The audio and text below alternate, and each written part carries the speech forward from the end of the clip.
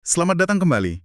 Kita hari ini mau ngulik sesuatu yang mungkin Anda juga ikut ngerasain ya, soal perasaan kecewa atau mungkin disilusi yang kayaknya kental banget di abad ke-21 ini. Ya, betul. Sumber kita kali ini kan dari Yuval Noah Harari ya, di bukunya 21 Lessons for the 21st Century.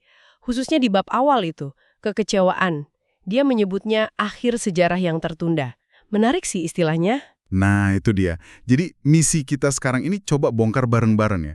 Kenapa sih narasi liberalisme yang dulu kayaknya udah menang telak, kok sekarang malah goyah gini? Apa aja tantangannya sekarang gitu ya? Iya, persis. Mari kita gali lebih dalam dari bacaan ini. Coba kita ingat-ingat lagi deh.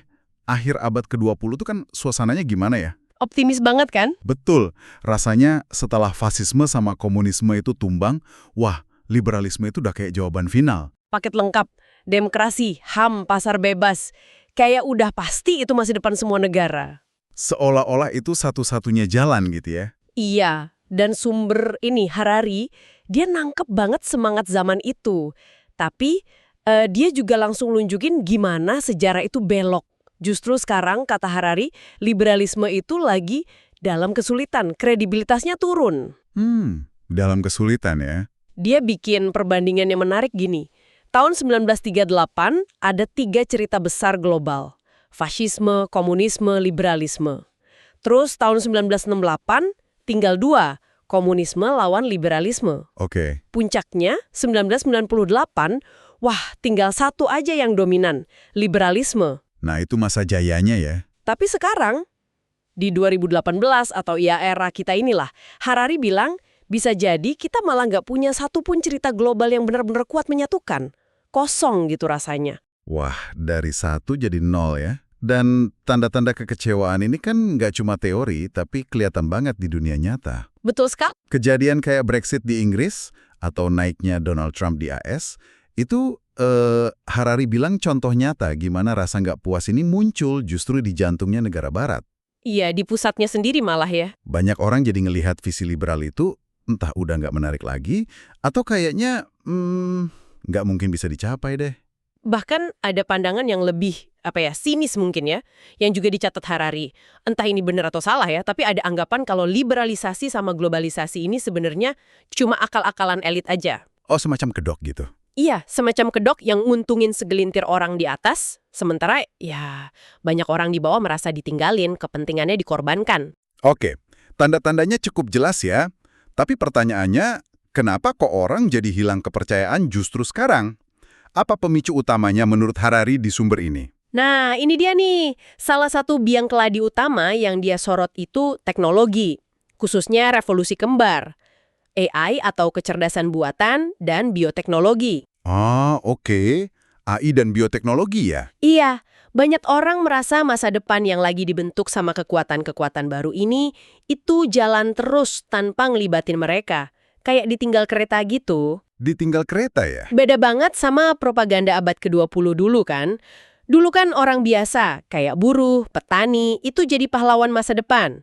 Sekarang pahlawannya siapa? Algoritma? Atau bioengineer? Kan jadi gampang orang. Wah, itu poin menarik. Jadi bukan lagi soal dieksploitasi kayak zaman industri dulu ya, tapi lebih ke jadi nggak relevan sama sekali. Tepat. Ini poin krusial banget dari analisis Harari menurut saya. Ketakutan terbesar di era kita sekarang ini mungkin bukan lagi dieksploitasi, tapi jadi tidak relevan. Tidak relevan ya? Iya, jadi nggak berguna secara ekonomi karena pekerjaan diambil alih AI, atau karena tubuh dan otak kita dianggap kalah canggih dibanding hasil rekayasa biotek. Nah, sistem demokrasi kita pun jadi kelabakan. Bingung gimana caranya memahami dan ngatur kekuatan baru ini. Kekuasaan kayak bergeser gitu. Masuk akal. Dan Harari menduga pemberontakan populis yang kita lihat di mana-mana itu bisa jadi itu perlawanan terhadap ancaman jadi kelas tak berguna ini. Perlawanan terhadap ketidakrelevanan. Tapi kan liberalisme ini katanya tangguh juga ya. Sumber Anda nyebut kayak burung Phoenix gitu. Pernah bangkit dari krisis parah sebelumnya. Betul, betul. Kayak setelah Perang Dunia I atau pas lawan Hitler, selalu bisa bangkit lagi kan? Iya, liberalisme itu punya sejarah ketahanan yang lumayan kuat. Dia bisa belajar dan adaptasi.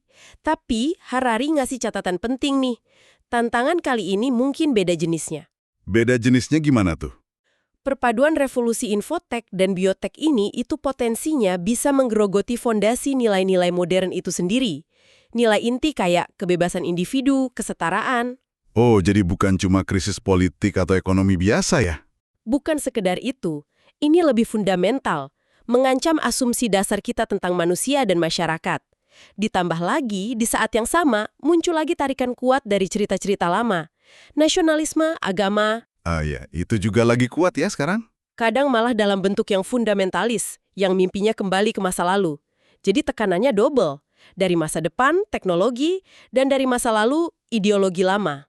Kompleks banget ya jadinya. Banget. Dan ini semua kan bukan cuma teori di awang-awang aja ya. Harari juga menekankan kalau gejolak besar zaman ini tuh bisa kita rasakan secara personal. Iya, terasa sampai ke dalam diri kita masing-masing. Mungkin Anda juga ngerasain ada pergeseran, semacam kehilangan pegangan, atau kepercayaan pada cerita-cerita besar yang dulu jadi panduan hidup kita. Rasa kecewa ini, kata Harari, itu terasa di banyak penjuru dunia, nggak cuma di barat. Jadi, apa nih kesimpulan sementara yang bisa kita tarik dari sumber ini? Cerita liberal yang dulu dianggap puncak sejarah. Sekarang lagi krisis kepercayaan parah ya. Iya, dan gangguan dari teknologi sama rasa nggak relevan yang meluas itu jadi pendorong utamanya. Akhir sejarah kayaknya memang ditunda atau mungkin batal ya. Nah, itu dia pertanyaannya.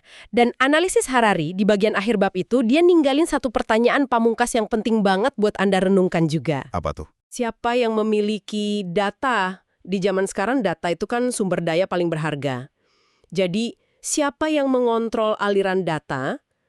Mungkin dia yang mengontrol masa depan. Wah, Kata Harari, ini bisa jadi pertanyaan politik terpenting di era kita.